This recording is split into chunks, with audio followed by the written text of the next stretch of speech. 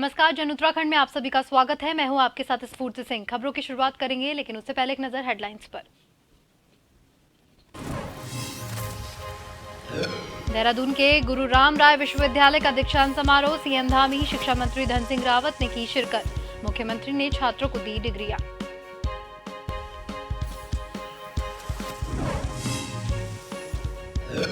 उत्तराखंड स्कूलों में मनाया गया प्रवेशोत्सव, शिक्षा विभाग द्वारा बांटे गए टैबलेट। सीएम धामी ने की शिरकत।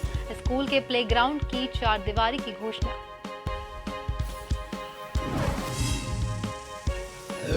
उत्तराखंड में मलिन बस्तियों के लिए कांग्रेस करेंगे विरोध। 15 अप्रैल को नगर निगम के बाहर होगा प्रदर्शन। बीजेपी बोला विपक्ष हो चुका है पूरा खत्म।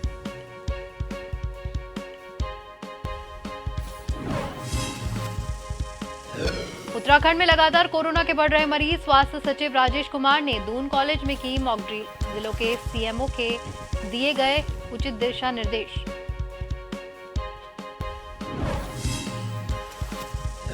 और चारधाम यात्रा दर्शनार्थियों की संख्या को लेकर सरकार फैसले पर अडिग। पर्यटन मंत्री सतपाल महाराज ने कहा, स्लॉट सिस्टम से नहीं लगेगी लंबी लाइनें। 12 लाख श्रद्धालु को कराया पंजीकरण।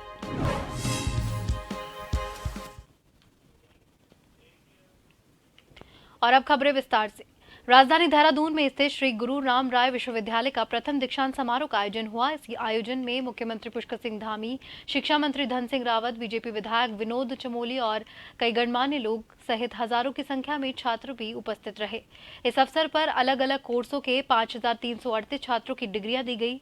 कई छात्रों को मुख्यमंत्री पुष्कर सिंह धामी ने अपने हाथों से डिग्रियां प्रदान की।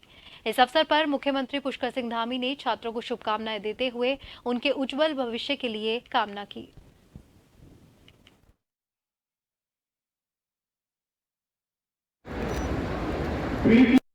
देखिए, मैं गुरु राम राय विश्वविद्यालय के माननीय कुलपति जी को बहुत बहुत धन्यवाद दे रहा हूं कि आज उनका प्रथम दीक्षांत समारोह है। लगभग 5000 से ज़्यादा बच्चों का डिग्री दी गई है और गुरु राम राय विश्वविद्यालय शिक्षा के क्षेत्र में काफ़ी काम कर रहे हैं। उनका मेडिकल कॉलेज भी है, लगभग 100 शिक्षण संस्थाओं को चलाते हैं और हजारों छात्र छात्राएँ आपके विश्वविद्यालय से लेकर इंटर कॉलेज और डिग्री कॉलेजों में जो है पढ़ाई करते हैं और शिक्षा के क्षेत्र में गुरु राम राय विश्वविद्यालय का बहुत बड़ा योगदान है। आयुष्मान भारत में भी जो गुरु राम राय हॉस्पिटल है, लगभग 90,000 से ज़्यादा लोगों का इलाज वो अभी तक करा चुके हैं और देश के नंबर 2 में उनका स्थान है। आज जो दीक्षांत समारोह हमारा था यूनिवर्सिटी का, वो प्रथम दीक्षांत समारोह है और प्रथम दीक्षांत समारोह की अपनी एक ब्यूटी होती है, एक ऐतिहासिक क्षण होता है जिसमें कि छात्र जो है अपने जीवन के जो उन्होंने विद्या अर्जित की है वो सफलता की ओर आगे बढ़ रहे हैं। विश्वविद्यालय अभी बहुत प्रारंभिक स्टेज में है क्योंकि 2017 में इसकी स्थापना हुई थी। तो लगभग 5 साल हमने कंप्लीट करके अपने छात्रों को टाइमली हम जो है डिग्री देने का काम हमने आज किया है। इसमें हमने पीएचडी के जो 38 छात्रों को, यूजी में 67 छात्रों को और जो पीजी के मेरिट लिस्ट है, जो मेरिट लिस्ट की बात कर रहा हूँ, उसमें 156 छात्रों को हमने जो है। देहरादून में मंगलवार को शिक्षा विभाग द्वारा प्रवेशोत्सव कार्यक्रम का आयोजन किया गया। इस दौरान कांग्रेस के प्रमुख मुख्यमंत्री पुष्कर सिंह धामी ने शिरकत की, जहां उन्होंने कई स्कूलों के शिक्षकों का टैबलेट बांटे। साथ ही स्कूल के प्लेग्राउंड की चारदीवारी समेत कई घोषणाएं भी की। वहीं डीजी शिक्षा ने सीएमआर का आभार जताया।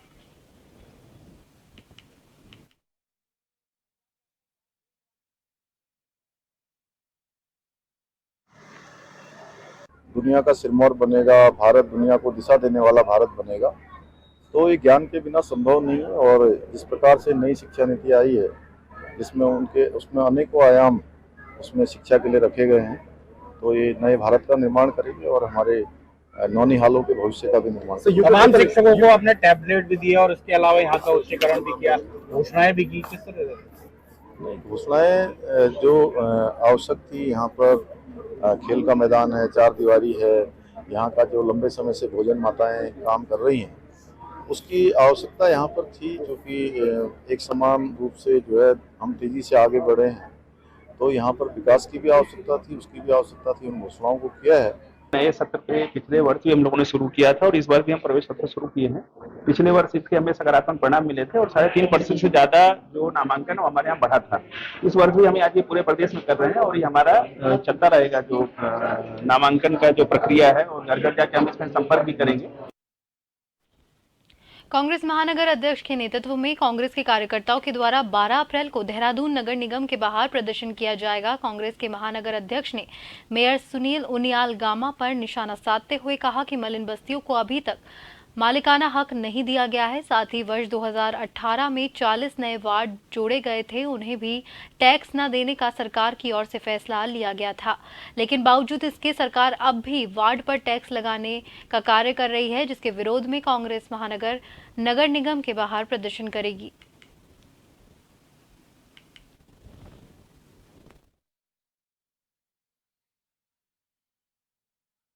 पत्र सौंपा गया था। जैसे कि ये हमारा पूर्व घोषित कार्यक्रम कल 12 अप्रैल को है, उसी संबंध में आज हमारी प्रेस वार्ता थी और जो हमारी नगर निगम में जो प्रमुख मुद्दे हैं, इन्हीं मुद्दों को लेकर कल हम नगर निगम में प्रदर्शन करेंगे। सबसे प्रमुख मुद्दा तो ये है, कई दशकों से मालिकाना हक जो बस्तियों को मिलना चाहिए था वो नहीं मिल पाया है। उसके लिए हम लोग कल प्रदर्शन करेंगे कि मलिन बस्तियों को मालिकाना हक मिलना चाहिए। दूसरा मुद्दा हमारा ये है कि वर्ष 2018 में जब 40 नगर निगम के वार्ड जुड़े थे तो एक वादा किया गया था सरकार शासन द्वारा। उस समय बोला गया था कि इन नगर निगम के जो 40 वार्ड हैं इसमें 10 वर्ष तक किसी तरह का भी कमर्शियल और डोमेस्टिक टैक्स नहीं लगेगा, लेकिन सरकार ने वादा खिलाफी करते हुए इन वार्डों पे कमर्शियल टैक्स को लागू कर दिया है।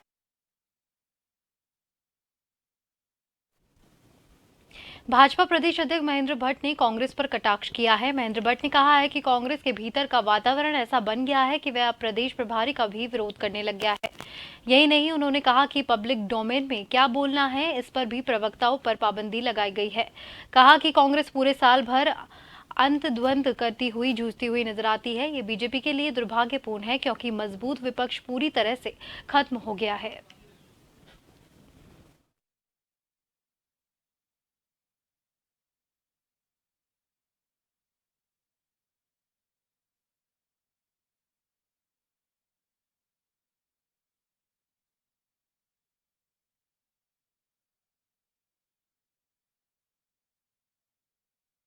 कांग्रेस उन विषयों को रखती जिन विषयों के आधार पर आंतरिक मामला है।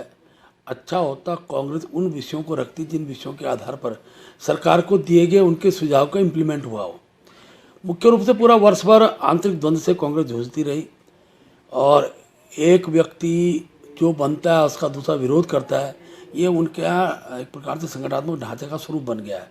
प्रदेश के प्रभारी के प्रति अविश्वास का वातावरण और यहाँ तक स्थिति उत्पन्न हो गई है कि अब क्या बोलना है, इसकी प्रवक्ताओं को भी अज्ञानता का एक पक्ष कांग्रेस अध्यक्ष द्वारा उनको दिया गया। कैबिनेट मंत्री सतपाल महाराज ने आज उत्तराखंड डिप्लोमा इंजीनियर्स महासंघ की लंबित मांगों को लेकर संबंधित विभागों के अधिकारियों के साथ बैठक की। बैठक खत्म होने के बाद विभागीय मंत्री मीडिया से मुखातिब हुए। इस दौरान उन्होंने कहा कि उत्तराखंड डिप्लोमा इंजीनियर महासंघ की जो लंबित मांगे थी उनको नियमित समय में पूरा करने के निर्देश दिए गए हैं, जिसमें वेतन विसंगतियां और जेई संवर्ग को 23 लीटर महीना पेट्रोल या 5,000 महीना देने का निर्णय लिया गया था, उसे तत्काल प्रभाव से लागू करने के निर्देश दिए गए।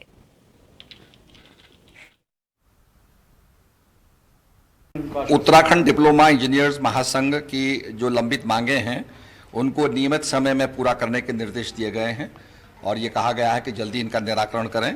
वेतन विसंगतियों को दूर करने के निर्देश दिए गए हैं और इसमें जेई संवर्ग को 30 लीटर महीना पेट्रोल या 5,000 रुपये के जो अंतर दिए जाने के जो निर्णय लिया गया था, 1 महीने का समय दिया गया है कि उसमें अपना निर्णय तत्काल दें। तो ये बहुत इम्पोर्टेंट जो है निर्णय आदेश दिए गए हैं कि भाई आप इसमें जो विसंगतियां हैं और जो इसमें इनकी समस्या है उनका निराकरण करें ताकि सभी मिलकर के काम करें और उत्तराखंड का तेजी से विकास करें। प्रदेश में लगातार कोरोना के मरीजों की संख्या बढ़ती जा रही है, जो कि सरकार और स्वास्थ्य विभाग के लिए चिंता का विषय बन गई है और लगातार कोरोना को लेकर अलर्ट भी जारी कर दिया गया है। वहीं देहरादून के दून मेडिकल कॉलेज अस्पताल में कोरोना को लेकर पूरी तैयारियों कर ली गई है, जिसको देखते हुए आज स्वास्थ्य सचिव डॉक्टर राजेश कुमार के द्वारा दून मेडिकल कॉलेज में मॉक ड्रिल के माध्यम से निरीक्षण भी किया गया। स्वास्थ्य सचिव ने बताया कि मॉक ड्रिल को लेकर पूरे प्रदेश भर में जिलों के सीएमओ को भी निर्देशित किया गया है।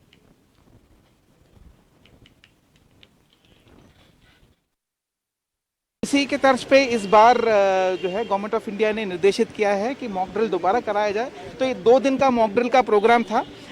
कल एक सेशन था और आज जो है कंक्लूडिंग डे है। तो आज जितने भी हमारे, जैसे पिछली बार हमने टू फुल कैपेसिटी अपनी मॉक ड्रिल सभी जगहों पे की थी, उसकी प्रॉपर ऑडिट भी हुई थी। तो इस बार भी सभी सीएमओस को हम लोगों ने इंस्ट्रक्शंस दे दिए थे कि 100% मॉक ड्रिल सुनिश्चित की जाए। इसके अलावा हमारे स्तर पे सभी जिलाधिकारियों के साथ भी मीटिंग हुई थी, वीडियो कॉन्फ्रेंस भी हुआ था, तो उसमें भी स्पष्ट निर्देश दे दिए गए थे। तो ये जब हम लोग डेटा एंट्री करेंगे, मैं 100% कॉन्फिडेंट। लालकुआ के गोलापार स्थित अपने कार्यालय के कांग्रेस के वरिष्ठ नेता और कांग्रेस एससी विभाग के प्रदेश उपाध्यक्ष इंद्रपाल आर्य ने पत्रकारों से वार्ता करते हुए सरकार पर जमकर निशाना साधा।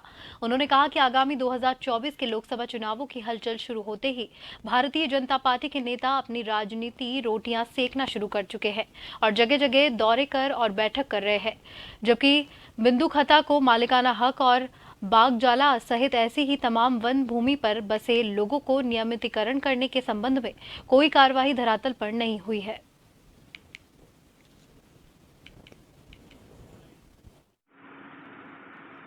चौबीस नदी को है, पहले भी इसी मुद्दों को लेकर के इन लोगों ने जगह जगह मीटिंग करी और इन्होंने कांग्रेस पर निशाना साधा कि आज तक ये नहीं करा। कांग्रेस तो काम करने में रहती है और विश्वास रखती है।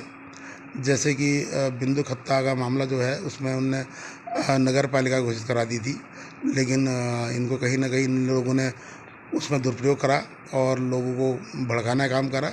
लेकिन 2024 नज़दीक है, ऐसा कुछ नहीं है, लेकिन मीटिंग के द्वारा फिर लोगों जनता को अपने लुभाने लगे हैं और फिर जुमले में उसको लाने जा रहे हैं। लेकिन अब नहीं आने वाली जनता जो है अब समझ चुकी है, इनके लगातार डबल इंजन की सरकार फेल हो चुकी है और महंगाई बिल्कुल कहाँ आसमान में जा रही है।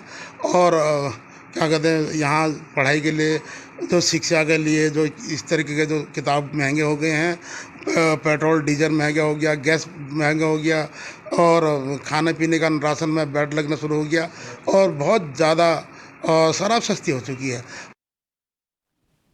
खबरों में वक्त हो गया है एक ब्रेक का, जल्द लौटेंगे।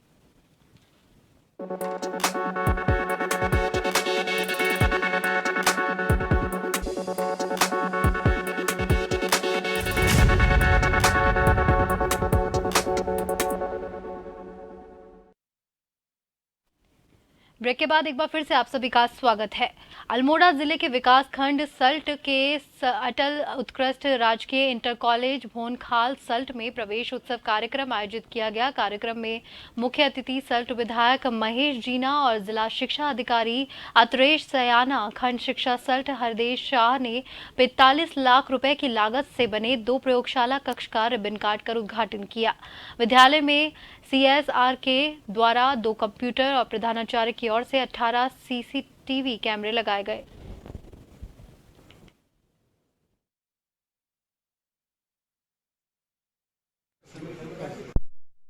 उत्कृष्ट राजकीय इंटर कॉलेज भोनखाल में 45 लाख रुपए की लागत से 3 प्रयोगशालाएं बनी हैं। आज उनका उद्घाटन था, शिलान्यास किया गया और साथ ही यहाँ पर 2 कंप्यूटर हमारे जिलाधिकारी के द्वारा दिए गए हैं, साथ ही 18 कैमरे लगाए गए हैं। और उसी उपलक्ष्य में आज का हम प्रोग्राम था और हमने भी विधायक निधि से 1 लाख रुपए शौचालय के लिए और यहाँ पर 4 कंप्यूटर देने का विधायक निधि से वादा किया और नए कंप्यूटर कक्षों की सभी को सुविधा।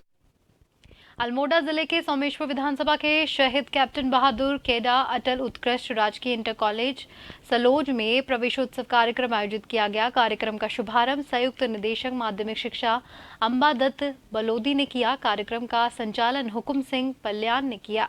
कार्यक्रम की अध्यक्षता जिला पंचायत सदस्य पलियूडा ने की।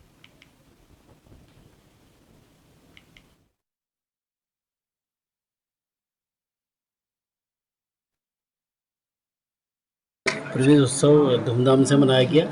हमारा सौभाग्य है कि हमारे बीच में संयुक्त निदेशक श्री बलोदी जी, एडी बलोदी जी उपस्थित थे और आज जो हमारे पूरे विकासखंड में ये कार्यक्रम मनाया गया है और जो विकासखंड स्तर से जो एक विद्यालय हमने चुनना था और अटल आदर्श राजकीय इंटर कॉलेज सलो चुना गया था और उसमें जो आज केवल राजकीय इंटर कॉलेज में जो एडमिशन हुए, जो नव प्रवेश हुए, उसका विवरण इस प्रकार से है कि कक्षा 6 में 21 बच्चे नामांकित हुए हैं, ये नए प्रवेश, 7 में 1 बच्चा, 8 में 1, तो इस तरह कुल 23 बच्चे 6, 7, 8 में प्रवेश हुए हैं।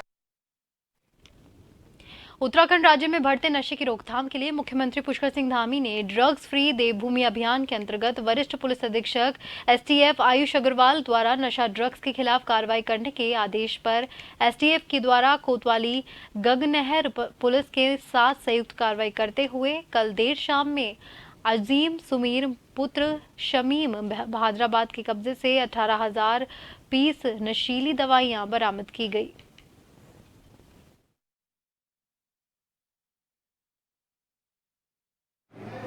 एसटीएफ और पुलिस द्वारा जो है 16,000 करीब ट्रामाडोल कैप्सूल बरामद किए हैं, जो जिसमें जो लाने वाले थे ये बहादुराबाद थाना क्षेत्र के 2 लोग हैं जिनकी गिरफ्तारी हुई है। इसमें समस्त पूछताछ से पता चला है कि काफी सारे ऐसे गलत तरीके से जो मेडिकल स्टोर संचालित हो रहे हैं जो उत्तर प्रदेश के मुजफ्फरनगर और वहां पर, उसके माध्यम से लाया गया था। चूंकि प्राइमरी इन्वेस्टिगेशन है, इसमें जो जानकारी मिली है इसमें आगे का काम किया जा रहा है। पूर्व में भी इस तरह के 5-6 केसेस अभी रजिस्टर्ड किए गए हैं गंगनहर और आसपास के क्षेत्रों में, जहां इस तरह के नशीले इंजेक्शन जो यूज किए जाते हैं किसी न किसी दवा के रूप में, उसको बड़ी खेप यहाँ पर लाई जा रही थी। अभी तक इस तरह से 2 से 2.5 लाख इंजेक्शंस और कैप्सूल बरामद हो चुके हैं। तो इसमें कुछ हमें लीड्स मिली है जिस पर हमारी टीम और एसटीएफ की टीम साथ में काम कर रही है। ऋषिकेश कोतवाली पुलिस ने आंध्र प्रदेश के विशाखापट्टनम से टाटा सूमो गाड़ी में 90 किलोग्राम गांजे की तस्करी करते हुए 2 आरोपियों को गिरफ्तार किया। बरामद गांजे की अंतर्राष्ट्रीय कीमत 36 लाख रुपए की गई है। पूरे मामले का खुलासा एसएसपी दिलीप सिंह कुंवर ने करते हुए बताया कि दोनों आरोपी उत्तराखंड के रजिस्ट्रेशन नंबर की गाड़ी में विशाखापट्टनम से 90 किलोग्राम गांजा की तस्करी करते हुए गिरफ्तार किए गए।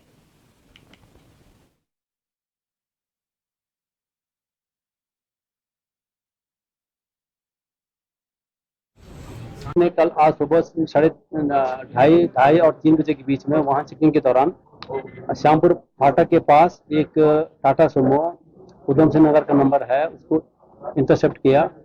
उसकी चेक की गई, उसमें जो है 90 किलो गांजा जिसका अंतर्राष्ट्रीय मार्केट में कीमत लगभग 36 लाख आंकी गई है, वो बरामद किया गया। इसमें 2 अभियुक्त हैं, रोहित और मंजीत, ये दोनों जनपद देहरादून के रहने वाले हैं, उनकी अरेस्ट की गई। एक तीसरा जो है व्यक्ति जिसको ये माल डिलीवर होने वाला था, दिनेश यादव, ये गोईवाल का रहने वाला था, उसकी वो फरार है, उसकी धरपकड़ विशेष है। इसमें एक टाटा सुमो जैसे मैंने पहले बताया, तो इसमें इस पूरी टीम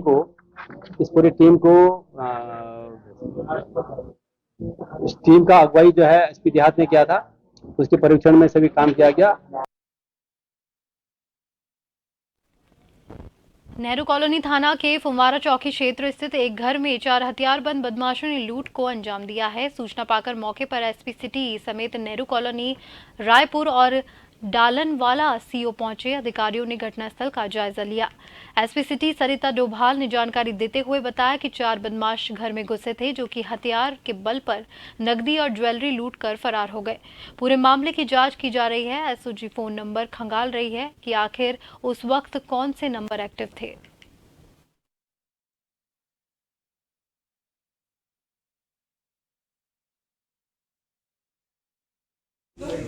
थाना नेहरू कॉलोनी में हमारे पास एक सूचना आई थी, जिसमें कि जो वादिनी एन के द्वारा बताया गया कि उनके घर में 4 लोग एंटर हुए और उनके साथ लूटपाट की गई। इस संबंध में मुकदमा हम लोग पंजीकृत कर रहे हैं। हमने टीमें गठित की हैं जो कि घटनास्थल के आसपास के लोगों से जानकारी जुटा रहे हैं, सीसीटीवी फुटेज वगैरह देख रहे हैं और प्रयास कर रहे हैं कि हम लोग इस घटना को जल्दी वर्कआउट कर सकें।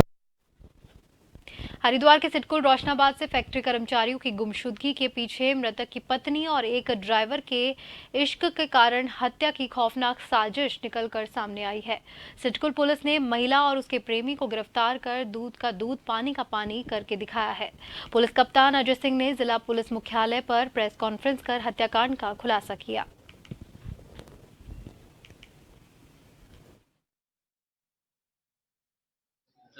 क्षेत्र में जो है हेमेंद्र नाम के जो फैक्ट्री में यहाँ काम करते थे, उनकी गुमशुदगी 23 तारीख को 10 दिन बाद उनके पिताजी जो है शाहजहाँपुर में रहते हैं, उनके द्वारा लिखाई गई थी। क्योंकि प्राथमिक रूप से जो उनकी फैमिली के मेंबर्स हैं, उनके पिताजी को ज़्यादा जानकारी नहीं थी, तो वाइफ से पूछताछ की गई थी, जिसका नाम रिंकी था। उनके द्वारा बताया गया था कि काम करने के बहाने ये कहीं बाहर गए हुए, जो 8-10 दिन बाद लौटने की बात बताई थी, लेकिन ये घर वापस नहीं आया।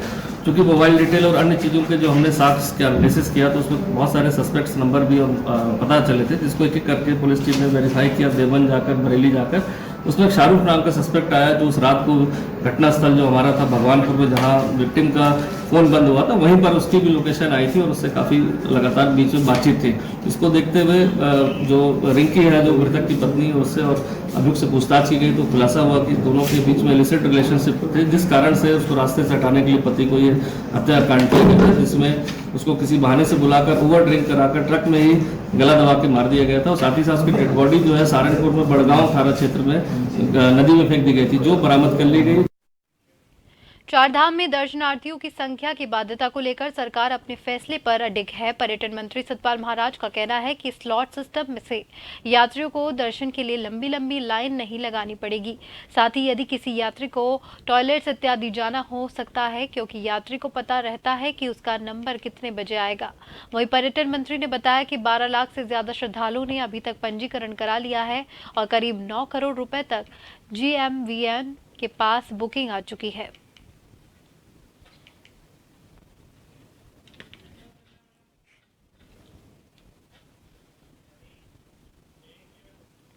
इसी के साथ इस बुलेटिन में फिलहाल के लिए इतना ही। नमस्कार।